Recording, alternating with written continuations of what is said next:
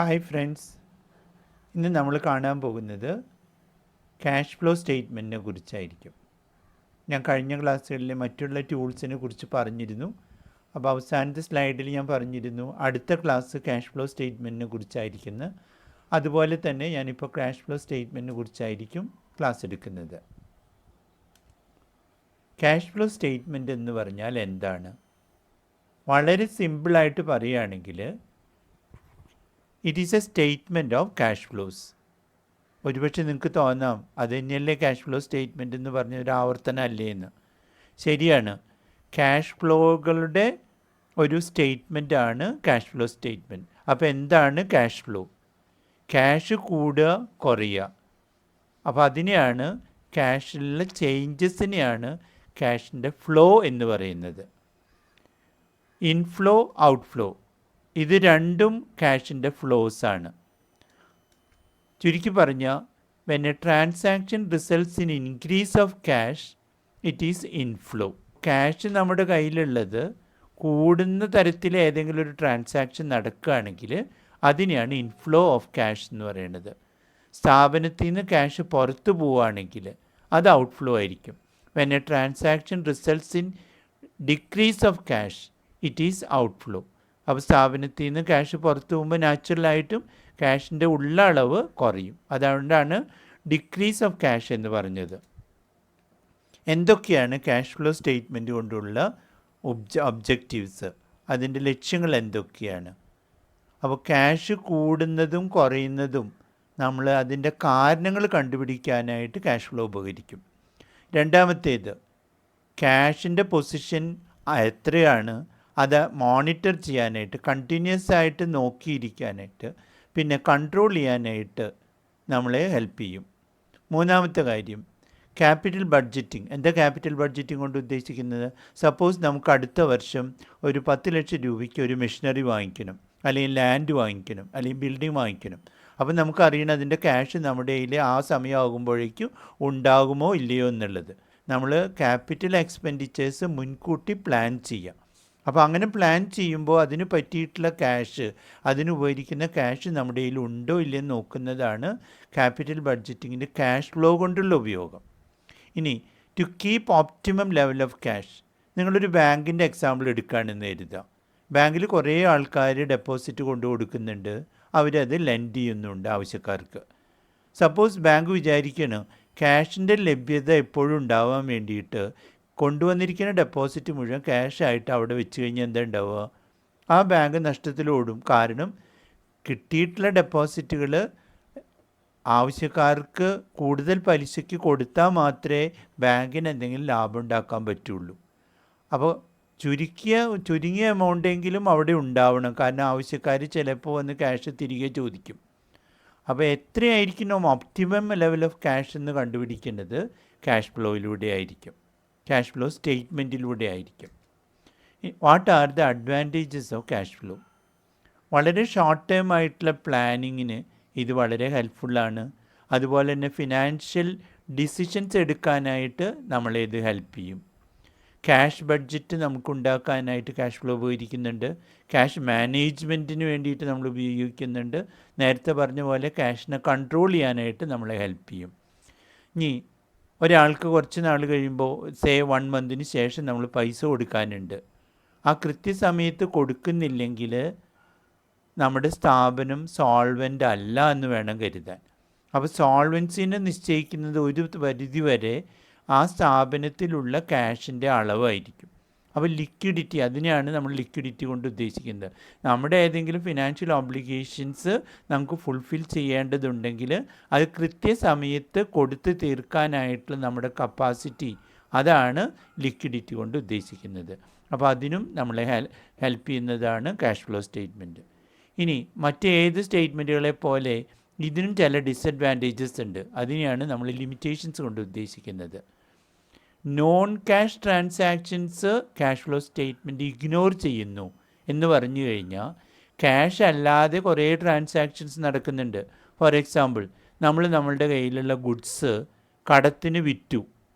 അപ്പോൾ കടത്തിനാണ് വിറ്റതെങ്കിൽ cash flow സ്റ്റേറ്റ്മെൻറ്റിൽ വരില്ല.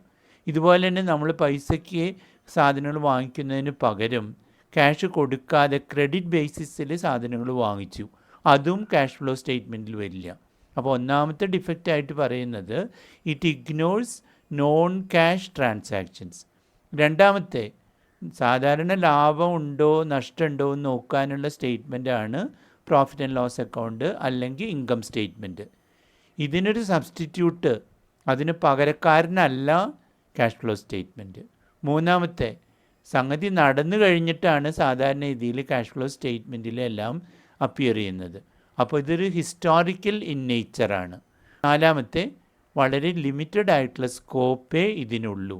അഞ്ചാമത്തെ കാര്യം it is influenced easily by managerial decisions, does not present true picture of liquidity. ചിലപ്പോൾ തോന്നും ഇത് ഷോർട്ട് ടൈം ലിക്വിഡിറ്റി കറക്റ്റായിട്ടുള്ള ഒരു പൊസിഷൻ നമ്മളെ കാണിച്ച് തരുന്നില്ല എന്ന്. സ്ഥാപനത്തിലുള്ള ക്യാഷ് ഫ്ലോവിനെ 3 തരത്തിൽ നമുക്ക് അവയെ വേർതിരിക്കാം.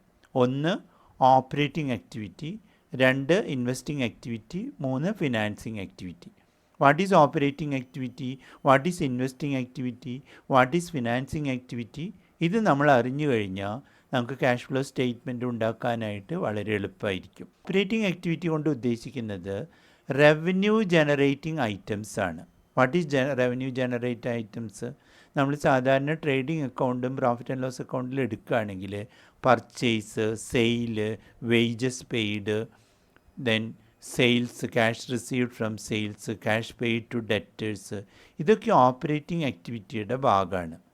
അപ്പോൾ അതെല്ലാം ഓപ്പറേറ്റിംഗ് ആക്ടിവിറ്റിയിൽ കൊടുത്തതും കിട്ടിയതും രണ്ടും വരും.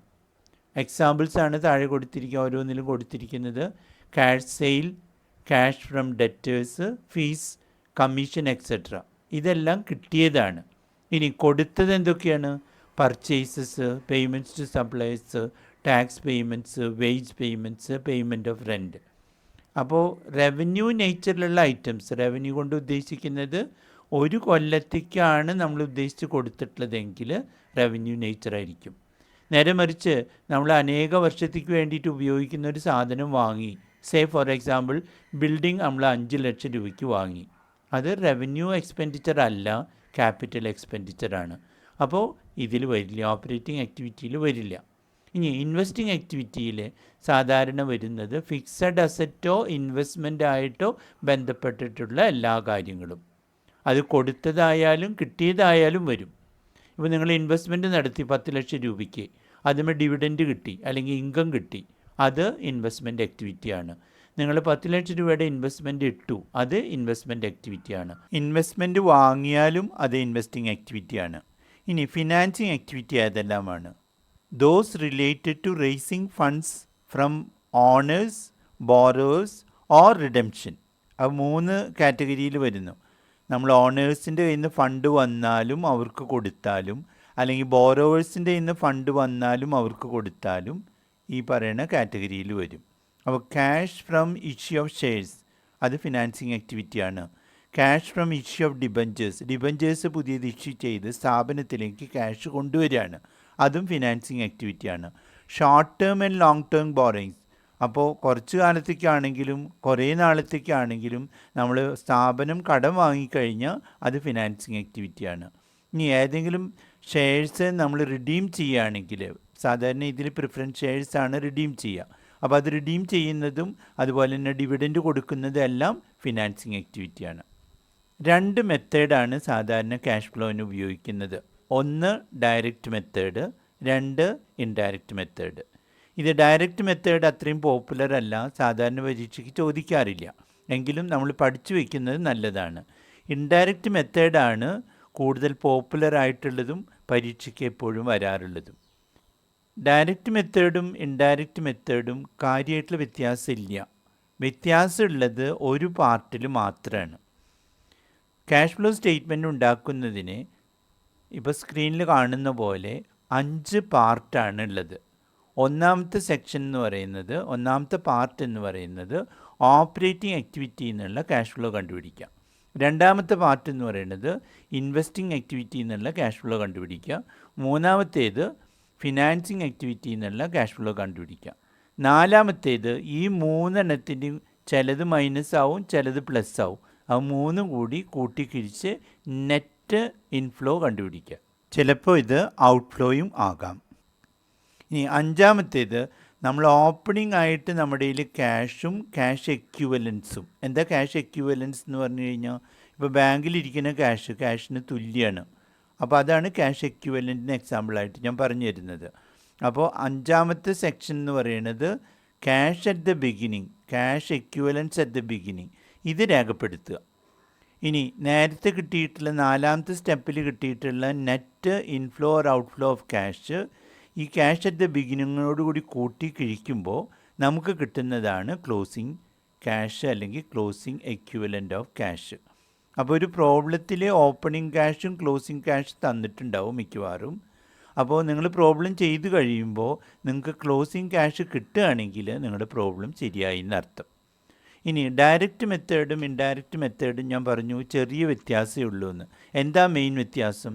അപ്പോൾ അവസാനത്തെ ഈ cash flow from investing activity, cash flow from financing activity, net increase and decrease കാണുന്നത്, ഓപ്പണിംഗ് ക്യാഷ് കാണുന്നത്, ക്ലോസിംഗ് ക്യാഷ് രേഖപ്പെടുത്തുന്നത്, ഇതിലൊന്നും മാറ്റമില്ല. മാറ്റമുള്ളത് ഫസ്റ്റ് സെക്ഷനിലാണ്. എന്താ ഫസ്റ്റ് സെക്ഷൻ എന്ന് പറയുന്നത്? ഓപ്പറേറ്റിംഗ് ആക്ടിവിറ്റി എന്നുള്ള ക്യാഷ് ഫ്ലോ കണ്ടുപിടിക്കുന്നതിൽ. അപ്പോൾ ഡയറക്റ്റ് മെത്തേഡ് ആണെങ്കിൽ സ്ക്രീൻ കാണുന്ന പോലെ ആദ്യം എഴുതേണ്ടത് ഓപ്പറേറ്റിംഗ് ക്യാഷ് റെസീറ്റ്സ് ആണ്. ഓപ്പറേറ്റിംഗ് ക്യാഷ് റെസീറ്റ്സ് എന്ന് പറഞ്ഞു കഴിഞ്ഞാൽ സെയിൽസിൽ നിന്നുള്ള ഇൻകം.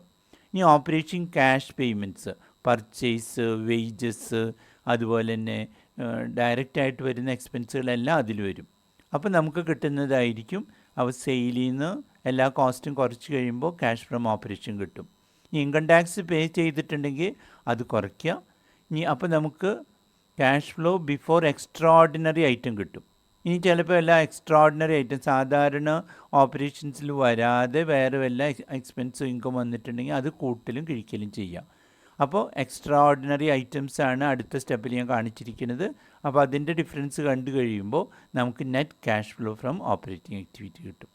ഇതാണ് ഡയറക്റ്റ് മെത്തേഡിൽ നമ്മൾ ഫോളോ ചെയ്യുന്ന രീതി.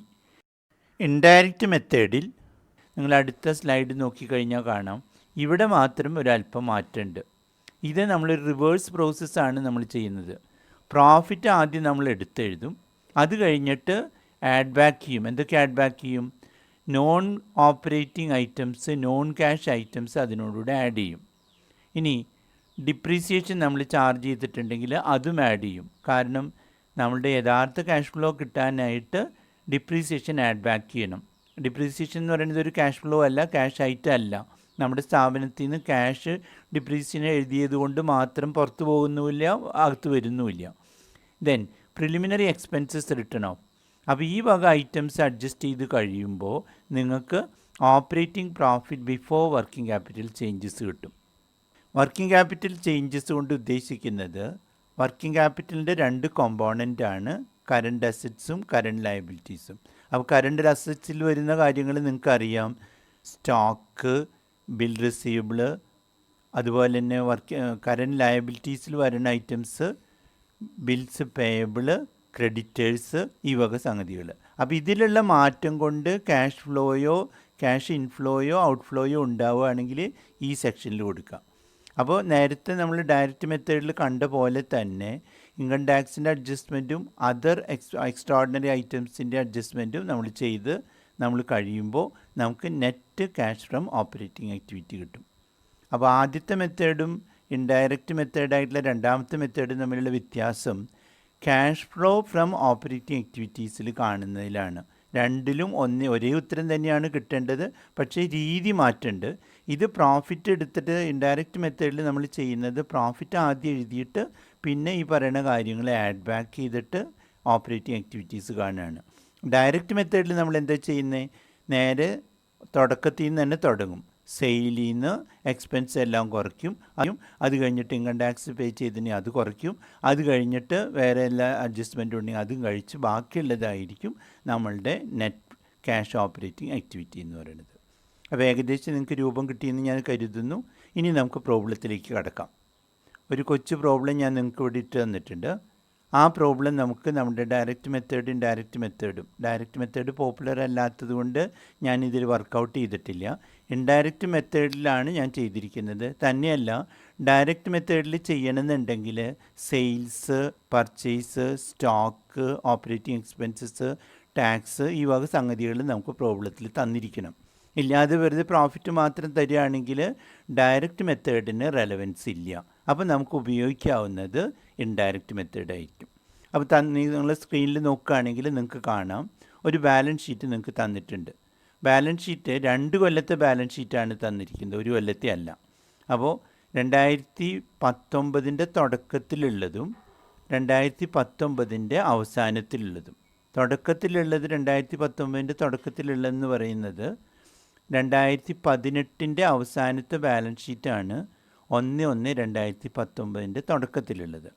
അപ്പോൾ ഓപ്പണിംഗ് ബാലൻസ് ഷീറ്റും ക്ലോസിംഗ് ബാലൻസ് ഷീറ്റും നിങ്ങൾക്ക് കണക്കിൽ തന്നു തരികയാണെങ്കിൽ എങ്ങനെയാണ് നിങ്ങൾ ക്യാഷ് ഫ്ലോ സ്റ്റേറ്റ്മെൻറ്റ് ഉണ്ടാക്കുന്നത്? ക്യാഷ് ഫ്ലോ സ്റ്റേറ്റ്മെൻറ്റിന് ബാലൻസ് ഷീറ്റിന് പുറമേ ചില അഡ്ജസ്റ്റ്മെൻറ്റുകൾ തരും. ഞാനിപ്പോൾ ഒരു ചെറിയ എക്സാമ്പിളാണ് എടുത്തിരിക്കുന്നത്. ആ ചെറിയ എക്സാമ്പിൾ നിങ്ങൾ പഠിച്ചു കഴിഞ്ഞിട്ട് നമുക്ക് വലിയ എക്സാമ്പിൾ ചെയ്യാം. അപ്പോൾ ആദ്യം എന്ത് ചെയ്യും, പിന്നെ എന്ത് ചെയ്യും? ക്യാഷ് ഫ്ലോ ഞാൻ പറഞ്ഞു, ഡയറക്റ്റ് മെത്തേഡായാലും ഇൻഡയറക്റ്റ് മെത്തേഡായാലും നിങ്ങൾ ആദ്യം ചെയ്യേണ്ടത് ആ 5 പാർട്ട് അടങ്ങിയിട്ടുള്ള ഫോർമാറ്റ് നിങ്ങളുടെ മനസ്സിലുണ്ടാവണം. അത് ആദ്യമേ എഴുതി വയ്ക്കുക. ഏതൊക്കെയാണ് നമ്മുടെ ഫോർമാറ്റ് നോക്കാം. ഫോർമാറ്റിൽ ക്യാഷ് ഫ്ലോ സ്റ്റേറ്റ്മെൻറ്റിൻ്റെ ഇതാണ് ഫോർമാറ്റ്, ഡയറക്റ്റ് മെത്തേഡ്. അപ്പോൾ ഈ മെത്തേഡ് നമ്മൾ ഉപയോഗിക്കാത്തത് കൊണ്ട് നമ്മൾ അടുത്ത മെത്തേഡ് നോക്കുക, ഇൻഡയറക്റ്റ് മെത്തേഡ്. അപ്പോൾ ഇതാണ് format. Cash flow from operating activities ആദ്യത്തെ ഹെഡിങ്, രണ്ടാമത്തെ heading cash flow from investing activities, മൂന്നാമത്തെ cash flow from financing activity, നാലാമത്തേത് ഇത് 3 കൂട്ടിക്കിഴിച്ചിട്ടുള്ള ആൻസറാണ് ഇവിടെ വരേണ്ടത് നാലാമതായിട്ട്. അഞ്ചാമത്തേത് ഓപ്പണിംഗ് ക്യാഷും ക്യാഷ് എക്വിവലൻസും എഴുതി വയ്ക്കുക. ക്ലോസിംഗ് ക്യാഷ് കണക്കിൽ തന്നിട്ടുണ്ടെങ്കിൽ അതും എടുത്ത് എഴുതി വയ്ക്കുക. 5 പാർട്ട് നിങ്ങൾ ചെയ്ത് കഴിയുമ്പോൾ 6ാമത്തെ പാർട്ട് നിങ്ങൾക്ക് ശരിയാവണം. അതാണ് ഉത്തരം വരേണ്ടത്. നമുക്ക് തുടങ്ങാം. ഇതാണ് തന്നിരിക്കുന്ന ബാലൻസ് ഷീറ്റ്. ബാലൻസ് ഷീറ്റ് അടുത്ത ഭാഗത്ത് എഴുതിയിട്ടുണ്ട് നിങ്ങൾക്ക് തന്നിരിക്കുന്ന ബാലൻസ് ഷീറ്റ്. വലതുഭാഗത്ത് അതെങ്ങനെ ക്യാഷ് ഫ്ലോ സ്റ്റേറ്റ്മെൻറ്റ് ഉൾക്കൊള്ളിച്ചു എന്ന് നമ്മൾ കാണുന്നുണ്ട്. ഇൻഡയറക്റ്റ് മെത്തേഡാണ് നമ്മൾ ഉപയോഗിക്കുന്നത്. അപ്പോൾ ആദ്യമേ നോക്കേണ്ടത് അഡ്ജസ്റ്റ്മെൻ്റ് ഉള്ള ഐറ്റംസ് ഇതിൽ തന്നിട്ടുണ്ടോ ഇല്ല എന്നുള്ളതാണ്. ഡിപ്രീസിയേഷൻ നമുക്ക് കണക്കിൽ തന്നിട്ടുണ്ട്. അപ്പോൾ തന്നെ നമ്മൾ മനസ്സിലാക്കുക, ഡിപ്രീസിയേഷനായിട്ട് ബന്ധപ്പെട്ടുള്ള ഏത് അസറ്റാണോ നമ്മുടെ കണക്കിലുള്ളത് ആ ഐറ്റത്തിന് നമുക്ക് സെപ്പറേറ്റ് ഒരു അക്കൗണ്ട് നമുക്ക് വേണം. ഇവിടെ ലാൻഡാണ് ഡിപ്രീസിയേഷനായിട്ട് തന്നിരിക്കുന്നത്. അപ്പോൾ ലാൻഡിന് ഒരു അക്കൗണ്ട് നിങ്ങൾ എഴുതിയുണ്ടാക്കുക. ആ ടി ഷേപ്പിൽ സാധാരണ രീതിയിൽ ഒരു അക്കൗണ്ട് എഴുതിയുണ്ടാക്കുക.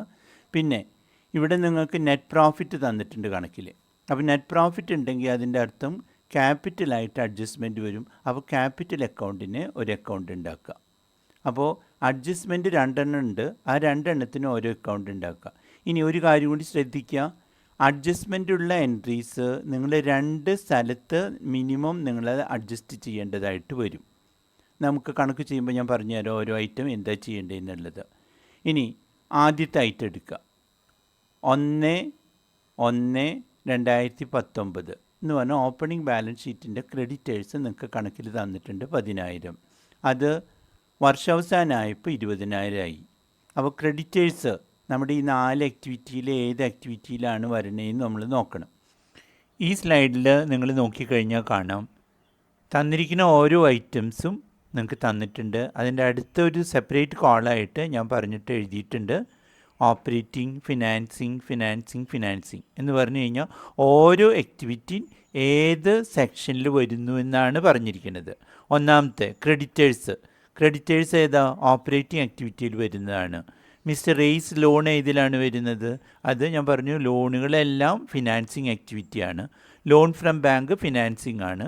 ക്യാപിറ്റലും ഓണേഴ്സിൻ്റെ ഫണ്ടും ലോണും എല്ലാം ഫിനാൻസിങ് ആക്ടിവിറ്റിയാണ്. ക്യാഷ് നമ്മൾ ഈ പറയുന്ന ആക്ടിവിറ്റികളിൽ ഒന്നും എഴുതില്ല. കാരണം ക്യാഷ് അറ്റ് ദ ബിഗിനിങ്ങും ക്യാഷ് അറ്റ് ദി എൻഡും എഴുതാനായിട്ട് സെപ്പറേറ്റ് സ്ഥലമുണ്ട്. നമ്മൾ 5ഉം 6ഉം പാർട്ട് അതിനുള്ളതാണ്, അവിടെയാണ് എഴുതേണ്ടത്. അപ്പോൾ ഓപ്പണിംഗ് എമൗണ്ട് 5ാമത്തെ ഭാഗത്ത് എഴുതുക, 5ാമത്തെ സെക്ഷനിൽ. 6ാമത്തെ ഇതിൽ ക്ലോസിംഗ് ക്യാഷ് എഴുതാം. ഇനി ഡെറ്റേഴ്സ് അത് ഓപ്പറേറ്റിംഗ് ആക്ടിവിറ്റിയുടെ ഭാഗമാണ്. ചേഞ്ചസ് ഇൻ വർക്കിംഗ് ക്യാപിറ്റലാണ്. അപ്പോൾ അത് ഓപ്പറേറ്റിംഗ് ആക്ടിവിറ്റിയുടെ ഭാഗമാണ്. സ്റ്റോക്ക് ഓപ്പറേറ്റിംഗ് ആക്ടിവിറ്റിയുടെ ഭാഗമാണ്. അപ്പോൾ ഇത് രണ്ടും ഓപ്പറേറ്റിംഗ് ആക്ടിവിറ്റിയാണ്. ലാൻഡ് എല്ലാ ഫിക്സഡ് അസറ്റ്സും ഇൻവെസ്റ്റിംഗ് ആക്ടിവിറ്റിയുടെ ഭാഗമാണ്. അപ്പോൾ ഇൻവെസ്റ്റിംഗ് ആക്ടിവിറ്റിയാണ്. അപ്പോൾ തന്നിരിക്കുന്ന എല്ലാ ഐറ്റംസും ഓരോന്നോരോന്നായിട്ട് നോക്കിയിട്ട് ഏത് ആക്ടിവിറ്റിയിലാണ് വരണേന്ന് കണ്ടുപിടിക്കലാണ് നമ്മൾ രണ്ടാമത് ചെയ്യേണ്ടത്. ആദ്യം ഞാൻ പറഞ്ഞു ഐറ്റംസ് വല്ലതും അഡ്ജസ്റ്റ്മെൻ്റ് ആയിട്ട് തരികയാണെങ്കിൽ അതിനെല്ലാം സെപ്പറേറ്റ് അക്കൗണ്ട് നമ്മൾ ഉണ്ടാക്കണം. അതല്ലെങ്കിൽ നമ്മൾ മനക്കണക്കായിട്ട് ചെയ്യേണ്ടതായിട്ട് വരും. പിന്നീട് രണ്ടാമത് ചെയ്യേണ്ടത് ഓരോ ഐറ്റവും ഏത് ആക്ടിവിറ്റിയുടെ കീഴിലാണ് വരേണ്ടത് എന്ന് നോക്കുക. നമ്മൾ നമ്മുടെ ബാലൻസ് ഷീറ്റിലേക്കും നമ്മളുടെ ഫൈനൽ ക്യാഷ് ഫ്ലോ സ്റ്റേറ്റ്മെൻറ്റിലേക്കും തിരിച്ചു പോകാം. ഒന്നാമത്തെ ഐറ്റം നോക്കുക. ക്രെഡിറ്റേഴ്സ് 10,000 സ്റ്റാർട്ടിങ്ങിൽ അവസാനിക്കുമ്പോൾ 20,000. അപ്പോൾ ക്രെഡിറ്റേഴ്സ് ഏത് ആക്ടിവിറ്റിയാണ്? അത് ഓപ്പറേറ്റിംഗ് ആക്ടിവിറ്റിയിൽ statement of changes in working ക്യാപിറ്റലിൻ്റെ കീഴിലാണ്, അല്ലെങ്കിൽ വർക്കിംഗ് ക്യാപിറ്റൽ ഐറ്റത്തിൻ്റെ കീഴിലാണ് വരിക. അപ്പോൾ അതിൻ്റെ താഴെ നിങ്ങൾ ഇൻക്രീസ് ഇൻ ക്രെഡിറ്റേഴ്സ് 10,000 നിങ്ങൾ എഴുതി. ഇനി അത് ഔട്ട്ഫ്ലോ ആണോ ഇൻഫ്ലോ ആണോ എന്ന് നമുക്ക് പിന്നീട് നോക്കാം. രണ്ടാമത്തേത് മിസ്റ്റർ റേസ് ലോണ്. നമ്മൾ പറഞ്ഞു ഇത് ഫിനാൻസിങ് ആക്ടിവിറ്റിയാണ്. അപ്പോൾ ഫിനാൻസിങ് ആക്ടിവിറ്റിയുടെ കീഴ് 20,000 എഴുതി. കാരണം ഇതിൻ്റെ ഡിഫറൻസ് 20,000 0 തമ്മിലുള്ള ഡിഫറൻസ് എത്രയാണ്? 20,000. അത് എഴുതി. അടുത്തത് ലോൺ ഫ്രം ബാങ്ക്. അതെന്ത് ആക്ടിവിറ്റിയാണ്? എഗെയിൻ അത് ഫിനാൻസിങ് ആക്ടിവിറ്റിയാണ്. അപ്പോൾ 10,000 60,000 തമ്മിലുള്ള വ്യത്യാസം 50,000 നമ്മൾ ഫിനാൻസിങ് ആക്ടിവിറ്റിയുടെ കീഴിൽ എഴുതി. Loan from bank. പ്ലസ് ആണോ മൈനസ് ആണോ എഴുതേണ്ടതെന്ന് ഞാൻ പിന്നീട് പറഞ്ഞുതരാം. അടുത്ത ഐറ്റം ക്യാപിറ്റൽ ഞാൻ പറഞ്ഞു ഇവിടെ നമ്മൾ നെറ്റ് പ്രോഫിറ്റ് നമുക്ക് അഡ്ജസ്റ്റ്മെൻ്റ് ആയിട്ട് തന്നതുകൊണ്ട് ക്യാപിറ്റലിന് നമ്മൾ സെപ്പറേറ്റ് അക്കൗണ്ട് ഉണ്ടാക്കിയിട്ടുണ്ട്. അപ്പോൾ ക്യാപിറ്റൽ എപ്പോഴും ക്രെഡിറ്റ് ബാലൻസ് ആണ് ഓപ്പണിംഗ് ബാലൻസ്. 50,000 ക്രെഡിറ്റ് സൈഡിൽ 50,000 എന്ന് എഴുതി. ഇനി ക്ലോസിങ്ങിൽ ഇവിടെ ക്ലോസിംഗ് ബാലൻസ് എന്ന് എഴുതുമ്പോൾ വിപരീത സൈഡിലാണ് നമ്മൾ എഴുതുക. ആ ബാലൻസ് ക്യാരി ഡൗൺ 60,000 എഴുതി. അടുത്ത ഐറ്റം നോക്കുക. ക്യാഷ്. ഞാൻ പറഞ്ഞു ക്യാഷ് നമ്മുടെ സ്റ്റേറ്റ്മെൻറ്റിൽ എഴുതാനായിട്ട് പ്രത്യേക സ്ഥാനമുണ്ട്. ഓപ്പണിംഗ് ക്യാഷ് 10,000 നമ്മൾ 5ാമത്തെ ഐറ്റമായിട്ട് എഴുതി, 5ാമത്തെ സെക്ഷനായിട്ട്. ഇനി 6ാമത്തെ സെക്ഷനായിട്ട് ക്ലോസിംഗ് ബാലൻസ് 5,000 എഴുതാം. ഡെറ്റേഴ്സ് വർക്കിംഗ് ക്യാപിറ്റലിൻ്റെ ഭാഗമാണ്. അപ്പോൾ ഇവിടെ വർക്കിംഗ് ക്യാപിറ്റലിൻ്റെ ഭാഗമായിട്ട് ഡെറ്റേഴ്സ് 20,000 വ്യത്യാസമൊന്നുമില്ല. അപ്പോൾ 0 എന്ന് എഴുതാം, അല്ലെങ്കിൽ എഴുതിയില്ലെങ്കിലും പ്രശ്നമൊന്നുമില്ല. അടുത്ത സ്റ്റോക്ക് എഗെയിൻ വർക്കിംഗ് ക്യാപിറ്റലിൻ്റെ ഭാഗമാണ്. അപ്പോൾ ഓപ്പറേറ്റിംഗ് ആക്ടിവിറ്റിയിൽ വർക്കിംഗ് ക്യാപിറ്റലിൻ്റെ കീഴ് സ്റ്റോക്ക് എന്താ ഉണ്ടായിരിക്കണേന്ന് നോക്കി. 30,000 എന്നുള്ളത് 20,000 ആയിട്ട് കുറഞ്ഞു. ഡിക്രീസ് ഇൻ സ്റ്റോക്ക് ഡിഫറൻസ് എത്രയാണ്? 30,000 20,000. അപ്പോൾ 30,000 20,000 തമ്മിലുള്ള വ്യത്യാസം 10,000. അപ്പോൾ ഡിക്രീസ് ഇൻ സ്റ്റോക്ക് 10,000 എന്ന് എഴുതി. അടുത്ത ഐറ്റം ലാൻഡ് എന്ത് ആക്ടിവിറ്റിയാണ്? Land investing ആക്ടിവിറ്റിയാണ്. അപ്പോൾ ഇൻവെസ്റ്റിംഗ് ആക്ടിവിറ്റിയുടെ താഴെ നമ്മൾ ലാൻഡിൻ്റെ ഡിഫറൻസ് എഴുതുമ്പോൾ ഒരു കാര്യം ശ്രദ്ധിക്കാനുള്ളത്, ലാൻഡിന് നമ്മൾ സെപ്പറേറ്റ് അക്കൗണ്ട് തുടങ്ങിയിട്ടുണ്ട്. അപ്പോൾ ആ ഇതിൽ വരുന്ന ബാലൻസ് ആയിരിക്കും നമ്മൾ എടുത്തെഴുതേണ്ടത്. അപ്പോൾ തൽക്കാലം ലാൻഡിൻ്റെ ഓപ്പണിംഗ് ബാലൻസ് ഓപ്പണിംഗ് ആയിട്ട് കാണിക്കുക. ലാൻഡിൻ്റെ ഓപ്പണിംഗ് ബാലൻസ് എവിടെ എഴുതുക? ലാൻഡ് എപ്പോഴും അസറ്റാണ്. അസറ്റുകളെല്ലാം ഡെബിറ്റ് ബാലൻസ് ആണ്. അപ്പോൾ ഡെബിറ്റ് ബാലൻസിൻ്റെ ഓപ്പണിംഗ് ബാലൻസ് എന്ന് പറയുന്നത് ഡെബിറ്റ് ബാലൻസ് തന്നെയാണ്. അപ്പോൾ അതവിടെ ലാൻഡ് 30,000 ഓപ്പണിങ്ങിൽ കൊടുത്തു. വിപരീത സൈഡിൽ ക്ലോസിംഗ് ബാലൻസ് 95,000 എഴുതി. അപ്പോൾ നമ്മളിപ്പോൾ ബാലൻസ് ഷീറ്റിൽ തന്നിരിക്കുന്ന എല്ലാ ഐറ്റംസ് എടുത്ത് എഴുതിയിട്ടുണ്ട്. ഇനി നമ്മൾ അഡ്ജസ്റ്റ്മെൻറ്റിലേക്കാണ് പോകുന്നത്. അഡ്ജസ്റ്റ്മെൻറ്റ് നമ്മൾ ശ്രദ്ധിക്കുക, 20,000 പ്രോഫിറ്റും തന്നിട്ടുണ്ട്. അപ്പോൾ ഞാൻ നേരത്തെ പറഞ്ഞ പോലെ അഡ്ജസ്റ്റ്മെൻറ്റ് എൻട്രികൾക്ക് സാധാരണ 2 സ്ഥലത്ത് അഡ്ജസ്റ്റ്മെൻറ്റ് ആവശ്യമായിട്ട് വരും മിനിമം. അപ്പോൾ നെറ്റ് പ്രോഫിറ്റ് എവിടെയൊക്കെ നമ്മൾ എഴുതുക? നെറ്റ് പ്രോഫിറ്റ് ഉണ്ടാവുമ്പോൾ ക്യാപിറ്റലിനോടുകൂടെ അഡ്ജസ്റ്റ് ചെയ്യണം. പിന്നെ നമ്മുടെ ഫോർമാറ്റിൽ ആദ്യത്തെ ഐറ്റമാണ് നെറ്റ് പ്രോഫിറ്റ്. അപ്പോൾ ആദ്യം നെറ്റ് പ്രോഫിറ്റ് നമ്മുടെ ഫോർമാറ്റിൽ 20,000 എന്ന് എഴുതി. പിന്നെ ക്യാപിറ്റലിനോട് കൂടെ ആഡ് ചെയ്യാനായിട്ട് നമ്മൾ പ്രോഫിറ്റ് ക്യാപിറ്റലിനോടുകൂടെ ആഡ് ചെയ്യാമെന്ന് പറഞ്ഞു കഴിഞ്ഞാൽ ക്യാപിറ്റൽ ക്രെഡിറ്റ് ബാലൻസ് ആണ്. അപ്പോൾ ക്രെഡിറ്റ് ബാലൻസ് കൂടണമെന്നുണ്ടെങ്കിൽ ക്രെഡിറ്റ് സൈഡിൽ തന്നെ എഴുതണം. അപ്പോൾ പ്രോഫിറ്റ് 20,000 എന്ന് എഴുതി. ഇനി അടുത്ത അഡ്ജസ്റ്റ്മെൻറ്റ് ഏതാണ്? ഡിപ്രീസിയേഷൻ ഏതിനെ അഫക്റ്റ് ചെയ്യുക? ലാൻഡിൻ്റെ ഡിപ്രീസിയേഷനാണ്. അപ്പോൾ ലാൻഡിൻ്റെ അക്കൗണ്ടിൽ 20,000 എന്ന് എഴുതി. അപ്പോൾ ലാൻഡിൻ്റെ ഡിപ്രീസിയേഷൻ വരുമ്പോൾ ലാൻഡിൻ്റെ വാല്യൂ കുറയാണ് ചെയ്യുക.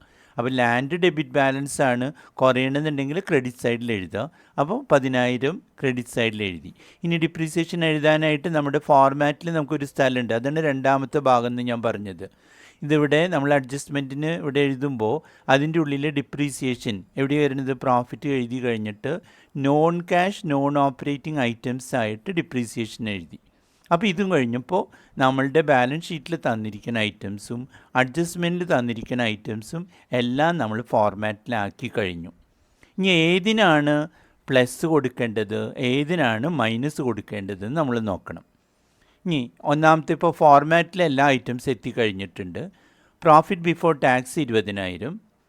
അതിനോടുകൂടെ ആഡ് നമുക്ക് വ്യക്തമായിട്ട് നമ്മുടെ ഫോർമാറ്റിൽ തന്നെ പറയുന്നുണ്ട് ഡിപ്രീസിയേഷൻ ആഡ് ചെയ്യുക. അപ്പോൾ ഡിപ്രീസിയേഷൻ ആഡ് ചെയ്ത് കഴിയുമ്പോൾ 20,000-നോടുകൂടി 10,000 ആഡ് ചെയ്ത് കഴിയുമ്പോൾ 30,000 കിട്ടി. ഇനി increase in creditors, decrease in debtors, ഇത് ആഡ് ചെയ്യണോ ലെസ് ചെയ്യണോ എന്നുള്ളതാണ് അടുത്ത ക്വസ്റ്റ്യൻ. അപ്പോൾ ക്രെഡിറ്റേഴ്സ് കൂടിക്കഴിഞ്ഞാൽ ഇൻക്രീസ് ഇൻ ക്രെഡിറ്റേഴ്സ് കൂടിക്കഴിഞ്ഞാൽ നിങ്ങൾ ചിന്തിക്കുക വർക്കിംഗ് ക്യാപിറ്റലിന് എന്താ സംഭവിക്കുക. സാധാരണഗതിയിൽ മറ്റുള്ള സംഗതികളൊക്കെ സ്റ്റാറ്റിക്കായിട്ട് നിൽക്കുമ്പോൾ ക്രെഡിറ്റേഴ്സ് മാത്രം കൂടിക്കഴിഞ്ഞാൽ വർക്കിംഗ് ക്യാപിറ്റൽ കുറയും. വർക്കിംഗ് ക്യാപിറ്റൽ കുറഞ്ഞു കഴിഞ്ഞാൽ ഓട്ടോമാറ്റിക്കായിട്ട് അത് ക്യാഷ് ഫ്ലോ കൂടുകയാണ് ചെയ്യുക. അപ്പോൾ ക്യാഷ് ഫ്ലോ കൂടണമെന്നുണ്ടെങ്കിൽ നിങ്ങൾ ആഡ് ചെയ്യുക. ഇതുപോലെ തന്നെ ഡെറ്റേഴ്സിനെ കുറിച്ച് ചിന്തിക്കുക. ഡെറ്റേഴ്സ് കുറഞ്ഞു എന്നാണ് നമ്മൾ കാണുന്നത്. അപ്പോൾ ഡെറ്റേഴ്സ് 10,000 കണ്ട് കുറഞ്ഞു കഴിഞ്ഞാൽ വർക്കിംഗ് ക്യാപിറ്റലിന് എന്താ ഉണ്ടാവുക, മറ്റുള്ള സംഗതികളൊക്കെ സ്റ്റാറ്റിക്കായിട്ട് നിൽക്കുമ്പോൾ ഡെറ്റേഴ്സ് മാത്രം കുറഞ്ഞു കഴിഞ്ഞാൽ വർക്കിംഗ് ക്യാപിറ്റൽ എന്ത് സംഭവിക്കും, വർക്കിംഗ് ക്യാപിറ്റൽ കുറയും. കാരണം അസറ്റായിട്ടാണ് ഡെറ്റേഴ്സ്. അസറ്റ് കുറഞ്ഞു കഴിഞ്ഞാൽ, കറണ്ട് അസറ്റ്സ് കുറഞ്ഞു കഴിഞ്ഞാൽ വർക്കിംഗ് ക്യാപിറ്റൽ കുറയും. വർക്കിംഗ് ക്യാപിറ്റൽ കുറഞ്ഞു കഴിഞ്ഞാൽ ഓട്ടോമാറ്റിക്കായിട്ട് നമ്മുടെ ക്യാഷ് ഫ്ലോ കൂടും.